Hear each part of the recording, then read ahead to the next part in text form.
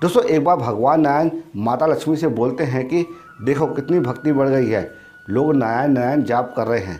तो माता लक्ष्मी बोलती हैं कि आपको पाने के लिए नहीं, मुझे पाने के लिए भक्ति बढ़ गई है।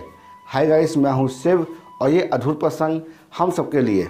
भगवान विष्णु ने माता लक्ष्मी से कहा कि अगर ऐसा है तो लोगों को लक्ष्मी लक्ष्मी जाप करना चाहिए, नारायण नारायण क्यों जाप करते हैं। तो माता लक्ष्मी ने कहा कि अगर आपको विश्वास ना हो तो आप इनकी परीक्षा लेके देख लीजिए। अब भगवान विष्णु ने ब्राह्मण का रूप बनाया और एक आदमी के यहाँ गए और दरवाज़ा खटखटाया। वो यजमान बाहर निकला और पूछा कि आप कौन हैं। तो ब्राह्मण ने कहा कि हम आपके नगर में कथा कीर्तन करवाना चाहते हैं। तो यजमान ने कहा कि ठीक है, जब तक कथा कीर्तन होगी आप हमारे घर में रह सकते हैं। अब गांव के लोग इकट्ठा हो गए और बढ़िया सा एक पंडाल बना दिया। पहले दिन कुछ लोग आए। अब भगवान स्वयं कथा कर रहे थे तो संगति बढ़ गई और दूसरे और तीसरे दिन बहुत अच्छी भीड़ आ गई। तो भगवान बहुत ज़्यादा खुश हो गए। भगवान ने सोचा कि कितनी भक्ति बढ़ गई है लोगों में। अब माता लक्ष्मी ने सोचा कि देखा जाए क्या चल रहा है, नारायण जी क्या कर रहे हैं। तो माता लक्ष्मी ने एक बुढ़िया का रूप बनाया और उस नगर में पहुंच गई। दोस्तों एक महिला ताला बंद करके कथा कीर्तन में जा रही थी। तभी बूढ़ी माता उसके द्वार पे आई और कहा कि बेटी मुझे बहुत प्यास लगी है, थोड़ा पानी तो पिला दे। तो उस महिला ने कहा कि माता मुझे प्रवचन में जाना है, 3:30 बजे प्रवचन शुरू हो जाएगा। तो माता ने कहा कि ठीक है चले जाना, लेकिन मुझे पानी तो पिला दे, मुझे बहुत प्यास लगी हुई है। दोस्तों उस महिला ने अपने घर का दरवाज़ा खोला और अंदर गई, अंदर से एक लोटा पानी लेके आई और उस बूढ़ी अम्मा को दे दी। अब बूढ़ी अम्मा ने पानी पिया और लोटा वापस किया तो लोटा सोने का हो गया। अब ये सब देखकर वो महिला बहुत ज़्यादा अचंभव में पड़ गई। उसने सोचा कि मैंने तो स्टील का लोटा दिया था, ये तो सोने का हो गया है। अब उस महिला के अंदर लालच आ गया।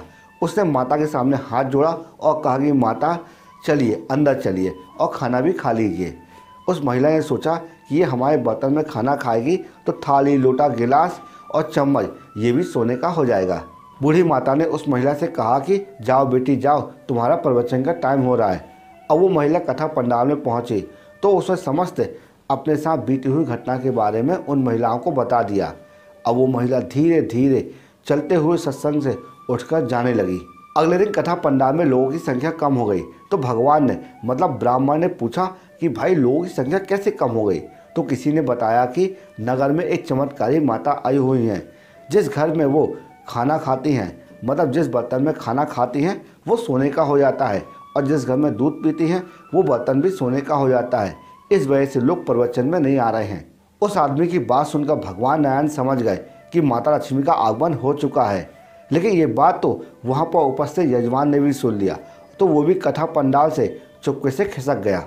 अब वो यजमान सीधे बूढ़ी माता के पास पहुँचा और बूढ़ी माता से बोला कि मैं तो कथा का आयोजन कर रहा हूँ, आपने मेरे घर को क्यों छोड़ दिया।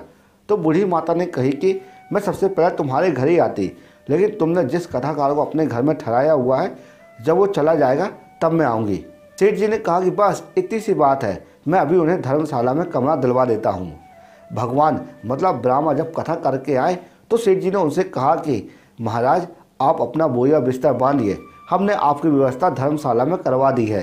ब्राह्मण ने कहा कि कथा के 2-3 दिन तो बचे हैं, कथा हो जाएगी मैं चला जाऊँगा। तो सेठ जी ने कहा कि नहीं नहीं, आप अभी जाइए, मैं कुछ नहीं सुनने वाला हूँ, मुझे यहाँ पर नए मेहमान को ठहराना है। इतने में माता लक्ष्मी मतलब वो बूढ़ी माई आ गई और सेठ जी से कहा कि सेठ जी आप बाहर जाइए, मुझे इस महाराज से मतलब इस कथाकार से कुछ 2 मिनट बातें करनी है। बूढ़ी माई अपने असली रूप में आ गई, मतलब माता लक्ष्मी के रूप में आ गई और भगवान नारायण से कहा कि आप मान गए ना। तब भगवान विष्णु ने कहा कि हाँ तुम्हारा प्रभाव तो है, लेकिन जब मैं संत के रूप में आया तुम भी मेरे पीछे पीछे आ गई। इसका मतलब यह है कि संत जहाँ भी कथा करेगा वहाँ लक्ष्मी का निवास जरूर होगा। अब भगवान विष्णु ने ब्राह्मण का रूप बनाया और अपना बोरिया बिस्तर उठाया और सेठ के घर से निकल गए और कुछ दूर पहुँचे और उन्होंने अपना असली रूप बनाकर वैकुंठ धाम के लिए प्रस्थान किया। अब अगले दिन सेठ के घर में गाँव वालों की भीड़ हो गई। सभी गाँव वाले चाहते थे कि बूढ़ी माता बारी बारी से सभी घर में जाए। तो माता लक्ष्मी ने मतलब बूढ़ी माता ने समस्त गांव वालों से कहा कि मैं जा रही हूं। तो गांव वालों ने पूछा कि माता हमसे क्या गलती हो गई है, आप क्यों जा रही हैं। तब माता ने कहा कि आपने कथाकार को मतलब ब्राह्मण को यहाँ से बाहर निकाल दिया है। जहाँ पर कथा और कीर्तन होती है मेरा वहीं पर वास होता है, मतलब जहाँ पर नारायण का वास होगा वहीं पर लक्ष्मी जी का वास होगा और ऐसा कहकर बूढ़ी माता वहाँ से चली गई। दोस्तों, जो लोग लक्ष्मी जी की पूजा करते हैं वो भगवान नारायण से दूर हो जाते हैं, लेकिन जो लोग नारायण की पूजा करते हैं माता लक्ष्मी उनके पीछे पीछे चली आती हैं, क्योंकि माता लक्ष्मी नारायण के बिना नहीं रह सकती हैं। दोस्तों, जहाँ पर परमात्मा की याद है वहाँ पर लक्ष्मी जी का वास है। केवल लक्ष्मी के पीछे भागने वालों को ना माया मिलती है ना मिलते हैं राम। दोस्तों, अगर आपको ये प्रसंग अच्छा लगा हो और लगा कुछ सीखने को मिला हो तो इसी वक्त इस वीडियो को लाइक कर देना और कमेंट बॉक्स में अपने विचार जरूर रखना, क्योंकि हम आपके लिए इसी तरह यूजफुल कंटेंट प्रतिदिन बनाते रहते हैं। जय श्री राम।